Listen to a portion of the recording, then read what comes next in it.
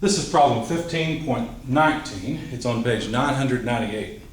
The sprocket wheel and chain shown are being operated at a speed of 600 RPM counterclockwise. When the power is turned off, it is observed that the wheel and chain coast to rest in 4 seconds. Assuming uniformly decelerated motion, in other words, constant acceleration or constant deceleration, determine the magnitude of the velocity and acceleration of point B of the wheel, A, immediately before the power is turned off, and B, 25 seconds later. So before would be while it's, let's see, did I say before? Yeah, immediately before. So before would be when there's no angular acceleration. Anyway, so here's our sprocket with the chain. Rotation is counterclockwise at a rate of 600 revolutions per minute. The first thing I do is always convert the units to something that will be useful in the equations. Of course, radians are more useful. And that would be radians per revolution. There's 2 pi radians per revolution. And usually I like seconds instead of minutes. So 1 minute is 60 seconds, at least in dynamics problems. Not necessarily in all other subjects, but there we go. So when you plug all this into a calculator, you get what we really wanted, which is 20 pi radians per second. We don't really need the 600 revolutions per minute anymore. Point B is right back here. Center of rotation is there in the middle of the sprocket. And we know what we want to do is analyze what happens as the initial angular speed goes to the final angular speed, which is 0, in a time of 4 seconds. And what we want to find is part A, the acceleration of B initially, and I'll write that as a vector here. I don't remember if I did it as a vector or determine it as a vector, but we can in just a moment. And the acceleration of B at 2.5 seconds. We should be able to find that as a vector as well, so we'll just do that. Okay. The first thing to do is determine the acceleration. Well, what kind of acceleration would it have? Well, the wheel is not accelerating in its rotation, therefore B does not have any tangential acceleration. It only has normal acceleration.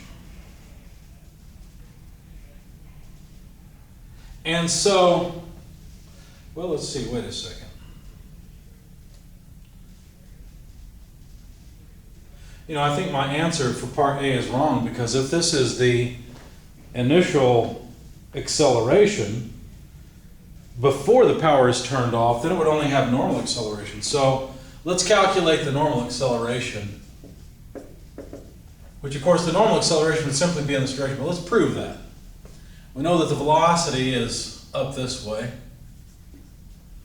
And if we set up our typical XY coordinate system as follows, we should be able to figure out the normal acceleration, because that would simply be like an omega cross r. What r are we talking about? Well, we got to have a reference point. When we just write this down, what we mean is the acceleration relative to a fixed point, a point that is not moving. Since the wheel is pinned to ground, that would be the center of the wheel.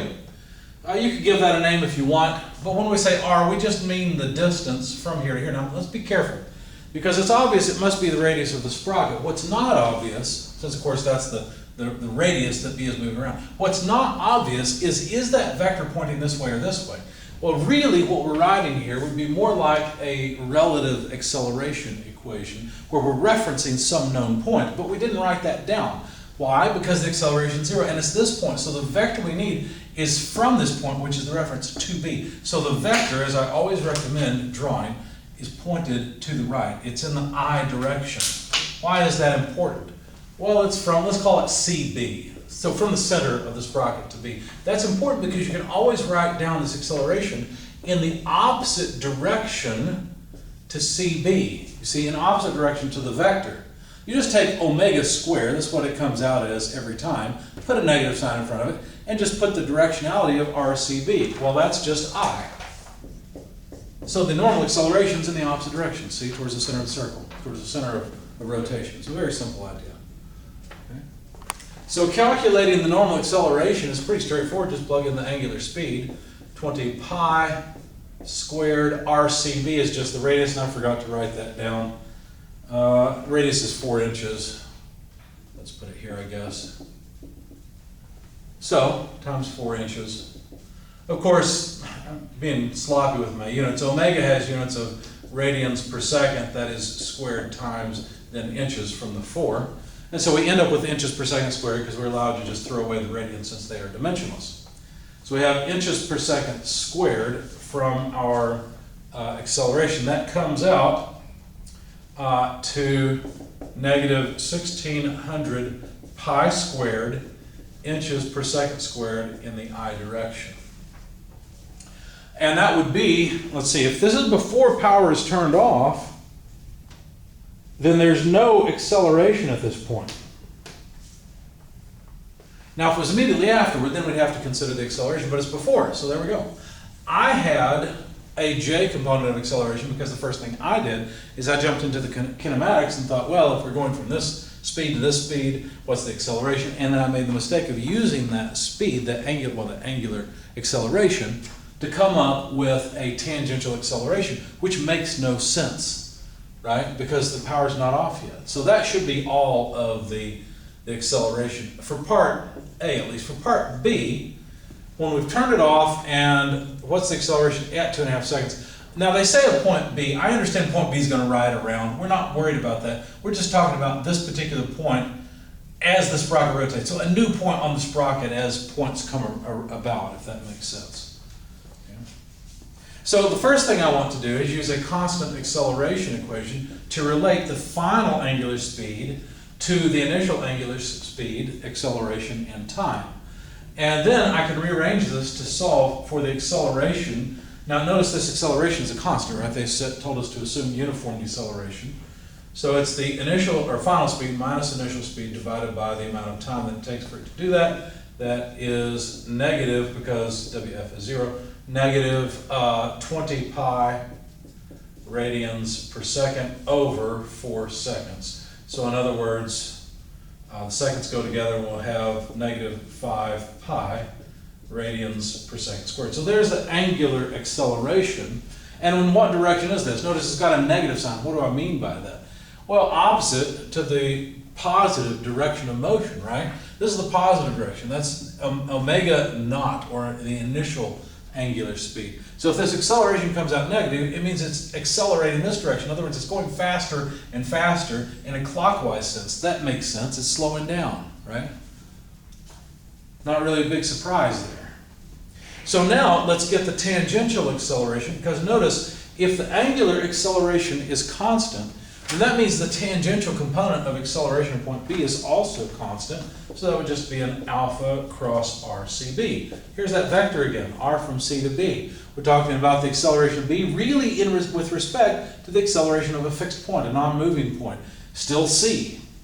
Okay? That's why I'm using this radius here. Okay? And of course, why use that radius? Well, how come that becomes a reference? Well, because I want to know something about the angular acceleration of the disk itself. So I have to use that disk. That's the body. I have to choose another point on that body. I choose then the center point to relate the acceleration point B in the tangential direction. Well, the angular acceleration can only be out of the board, right? It can only be, my thumb into or out of the board, plus or minus, I don't really care, but then crossed with R from C to B. Well, R from C to B is only in the I direction. So you see how now we can take alpha times RCB. Of course, alpha is itself a negative thing, but now we can take K cross I. Well, let's see. K cross I is just J, using the right-hand rule. And all we have to do is plug in the numbers we've got. So as I said, alpha is negative 5 pi radians per second squared. RCB is just 4 inches. Of course, the radians will go away for free, and we get negative 20 pi inches per second squared as the tangential, well, let's not forget the direction component, so J. So we have an acceleration of point B in the negative y direction. That makes a lot of sense. That's what you would expect. It's slowing down. Point B is not moving as fast upward as it was before because the wheel's not going as fast, right? So it's accelerating in the downward direction. Okay, so that gives us the tangential acceleration. What about at time equal 2.5 seconds? Well, this will be the same at 2.5 seconds. No, there's no time dependence here because the angular acceleration is constant. But what about the angular speed? Notice that the angular speed drives the normal acceleration. The bigger the angular speed, the bigger the normal acceleration, well, the square of the speed, really. So let's reuse this just a bit. Now that we know, let's take a note that therefore alpha is negative 5 pi, and that's in the k direction if we write it as a vector, radians per second squared. So that way I can erase this and reuse this equation because I plan to use it again to ask a question. Not the final time, but at a time of 2.5 seconds, what exactly is the angular speed? Because that will affect the normal acceleration. Well, let's see, the initial speed was 20 pi radians per second. The angular acceleration is negative 5 pi radians per second. Let's put our units in so it's clear. So these are radians per second. These, what was it, negative 5 pi are radians per second squared times a time of 2.5 seconds. You see what happens? Well, the seconds cancel and we have consistent units now. Well, 2.5 times 5 is what, 12.5? So we have to take 12.5 from 20, and that leaves us with 7.5 pi radians per second as the speed. So now watch what happens. The normal acceleration will be less because before we had a bigger angular speed, now we have a smaller angular speed. And so what we have to do is basically the same equation. It'll be in the opposite direction again, so we'll get minus 7.5 pi squared. Let's see, so that's going to give us radians squared per second squared because it's omega, and then RCB, which is 4 inches, still in the I direction.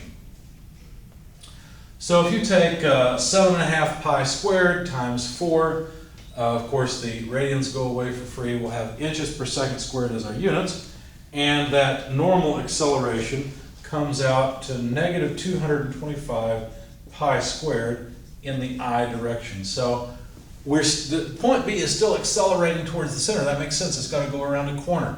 But it doesn't have to go around the corner as fast because the wheels don't rotate as fast. Therefore, the normal acceleration is less. So for part A, our answer was negative 1600 pi squared. And I prefer to put the directionality first. I inches per second squared. That way I can write it as what looks like a proper vector. And for part B, the acceleration is a sum of normal and tangential components. I like to put the I component first, so negative 225 pi squared I. And then down here for the tangential acceleration, and in fact, actually I like to usually put square brackets around this. And for the tangential acceleration, negative 20 pi J inches per second squared. So there are the answers to parts A and B, and I need to fix my solution because I added a normal acceleration, well no, I'm sorry, I added tangential acceleration for the first part and that was incorrect.